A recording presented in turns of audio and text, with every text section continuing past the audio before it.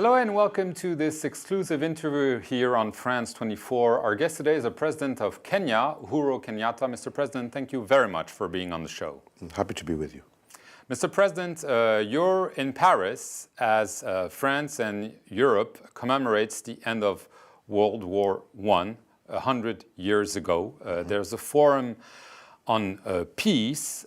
In Kenya, there is the issue of peace and security. It's been mostly about terrorism in the past years. 20 years ago, there was the attack on the US Embassy in Nairobi. 5 years ago, the Westgate Mall. 3 years ago, Garissa University. Is Kenya immune from such large-scale attacks today? I don't think any country in the world is immune from such attacks, as indeed a number of attacks here in Paris itself have proved. And this is why I strongly believe that this is a war that pretty much in the very same manner that the world came together 100 years ago to celebrate a victory against oppression by many countries. Today, 100 years later, we're faced with the same threat. And no single country alone can combat this threat unless we actually pull our resources and our efforts together to combat worldwide jihadism, which has now proved to be a threat to many societies across the globe. We haven't seen in a while such large-scale attacks. We see more kind of cross-borders attack from Shabaab, from Somalia. Do you think that you've really made progress in terms of getting a better sense of where the threat comes from? I believe so, and I believe that that is also attributed to the combined efforts, both in terms of combating the enemy on the ground in Somalia under the AMISOM umbrella that puts together African forces from different African countries, Kenya included, as well as the resources and the support that we have gotten from the EU in that particular effort. But more importantly, the increasing levels of intelligence sharing that, again, has helped us thwart many attacks. Such large-scale attacks? Absolutely, absolutely. So we cannot say that we are out of the woods. We cannot say that we have defeated the threat. But I can say, and I believe, that we are better able. You have the upper hand, is that what you would say? Now detect and be able to prevent attacks. But at the end of the day, as we all know, we may prevent thousands of attacks, but all the enemy requires is just one successful attempt. So we must always and ever be, on the alert and continue this solid collaboration that we have with countries, including France, in our efforts to drive out this menace and this evil. You've mentioned Kenya's military presence in Somalia since 2011. I wouldn't put it as Kenya's military presence. I would put it as AMISOM's military presence. But Kenya's participation. Yes, which Kenya participates. Right. Yeah. But the plan is basically that Somalia's forces would take over in 2021. You've recently said, however, that Kenya's military will stay as long as needed. Absolutely. So this could be after 2021 if you deem it necessary. If it is deemed that our presence is going to continue to be required, we are willing to continue to participate with other African troops under AMISOM and with the support of the international community to ensure that the enemy is defeated. But of course, as you have correctly stated, our hopes, all of us combined, is that we will also be able to support the legitimately elected Somali government create its own ability and its own military that is able to tackle this problem within the Somali borders. That is the ultimate objective, I believe, of all countries that are involved in this particular effort. But let me ask you differently. Do you think 2021 is realistic? From what you're saying, my sense is that you think it might be too early. Well, let me put it this way. We have definitely seen a lot of improvement, especially we have seen the Somali government over the years. We have seen them being able to hold elections and transitions in a very smooth and effective manner. We have seen also, with the support again of the international community, a slowly and a gradual build-up of internal capacity within Somalia. But I cannot say for sure that by 2021 they will have developed their own internal capacity to handle this menace. Right. I want to get to more domestic issues. You've put out a so-called Big Four agenda: manufacturing, universal healthcare, affordable housing, food security. One might actually add something and call it maybe a Big Five: the fight against corruption. Clearly, if you just read the papers in Kenya, there are scandals all the time about the team that went to the Olympic Games in Rio, Kenya Pipeline Company, the National Youth Service. It seems there is an epidemic in Kenya. Do you really think you can get rid of it?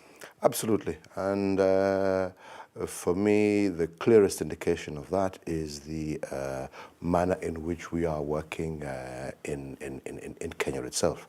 We have put a lot of effort, again with the support of many friendly countries, to strengthen our investigative capacity, to strengthen our prosecutorial capacity. We have a huge number of cases. Each one of those, but in fact, not many convictions. Each one of those that you have mentioned are actually cases that have been investigated and we have prosecuted. And what we are now waiting and hoping is that the judicial process, because that is where we are now, that the judicial process will be able to come up and do their part. It's too slow. As a country, it's too slow. There's the feeling there. You know, this is something that all of us are concerned about. Right. But we believe we have an independent, capable judiciary, and many Kenyans have placed their hopes that this judiciary will indeed do that which is necessary and turn these prosecutions into actual convictions and sentencing. Because at the end of the day, success can not only be measured just from the point of view of investigation and prosecution. Success is actually determined by the number of cases that we are able to conclude with clear convictions and sentencing and return of stolen assets to the people of Kenya. And this is the current stage that we are at, and a number of cases, especially the one that's currently ongoing right now, is the NYS case, which is now National currently Youth Service. Exactly. It's the second case, I should add. Which is it's the first case under this new revived. It will be more successful than the first one. We are really very, very hopeful. We believe we have a very solid case. We believe that we have done all the necessary investigations. And like I say, not I, not you, but the entire Kenyan population, and indeed the world, is also now looking at our judiciary to see what they will do. I cannot predict that because we have no... But you're confident they will come through? I am confident that they will come through on behalf of the people of Kenya. Very quickly, China has been a big issue. There's been criticism that Kenya is over-borrowing. You went there recently and you asked China to open up its markets to African products, starting Absolutely. with Kenya as, I would say, a balancing act in a way. Is this what you want from China? I say, we're borrowing money, we don't want to depend too much, please do something. We are borrowing money from all our friends across the world to meet our social economic agenda. We have a huge infrastructure deficit in Kenya.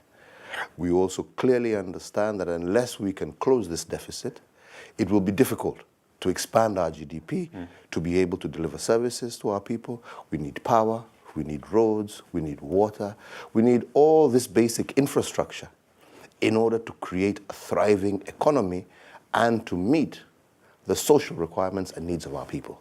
China, just like France and many other countries, have come up and stepped up to the plate. We are also interested in seeing how we can expand the potential of us being able to export that which we produce And I believe that as a result of that, that leads to a much more equitable trade. And everybody believes now that there can be a win-win scenario where we have not only Kenya being an importer of Chinese goods and services, but also an exporter of Kenyan goods and services into an expanding Chinese market.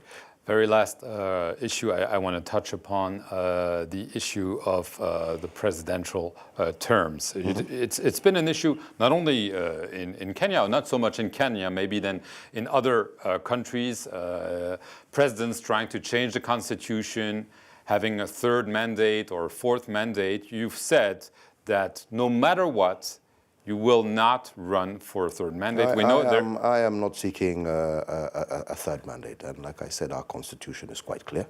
And last question. Obviously, the last elections have been controversial, sometimes violent. Will it be key for your legacy in 2022 that this time around the election will be peaceful? Absolutely, absolutely. And I'm very excited, by the way, in the manner in which we are coming together as leaders and as a people to deal with those issues. And I am very hopeful that come 2022, we should, with the kind of effort that we're putting behind this, be able to enter into an election cycle that is not, that will not be violent, let me put it that way. President Uhuru Kenyatta, thank you very much for coming on the France 24 set. Thank you for watching this edition of this exclusive interview, and stay tuned for more news.